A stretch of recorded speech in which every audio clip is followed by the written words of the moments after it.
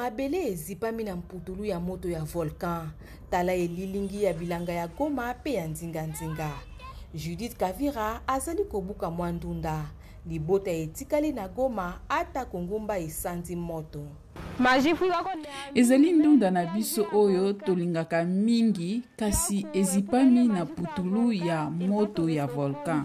Kosokola ndunda yambo ya kolamba yango esengami epai ya bakonzi kasi na mikolo miye mai mabongi makasi eteni enene yengumba Goma ezali na mai te koleka mposo moko kasi Judith azali kosala nyonso oyo esengeli.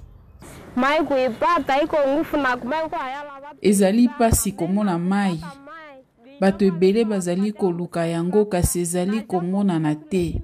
Bidon moko ya 20 litres ezali kotekama na 500 francs congolais. Ezali talo mingi. Nzoka nde oyo ezali na bandunda ebele eutaka awa. Eleisaka Goma. Tozali kosenga na gouvernement kosunga biso pamba te putulu ezali mingi awa. Mputulu ya moto ya volcan ezali mabe pona nzoto. Bato ya mayele balobi ete ekomema mpota na bapoumon pe na bisika ebele ya nzoto.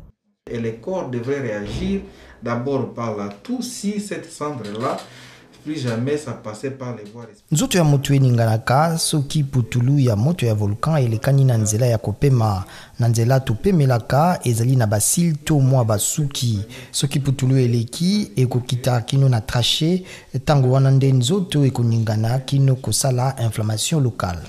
Pour essayer un peu de ramener les cendres ou bien les particules à l'extérieur des voies respiratoires. Donc c'est une réaction d'hypersensibilité, mais aussi une réaction inflammatoire locale. Na wenze kutu mwaye ya kuluba ezali te. Na zando monene ya Virunga, awa ata mobeko te mozwami mpona kofinika biloko. Ata komoteki oyo azali koloba makambo mosusu.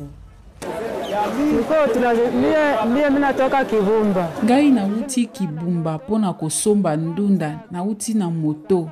Na tie yango na sac malamu pona kokima putulu ya moto ya volcan. Kolanda batu ya mayele, kopema na putulu ya moto ya volcan ekoki komema mpasi na baye babelaka bokono ya mpema. Yango ekoki komema bokono ya loposo. Kosangana ya putulu ya moto ya volcan na mpio ya bapoumon ekoki kosala sima ya mai pe kokanga mpema. Yango etindami kolata maske to pe elamba na zolo na monoko mpe kosokola ndunda makasi yambo ya kolia yango. Yeti Mavinga pona VOA Afrique Kinshasa.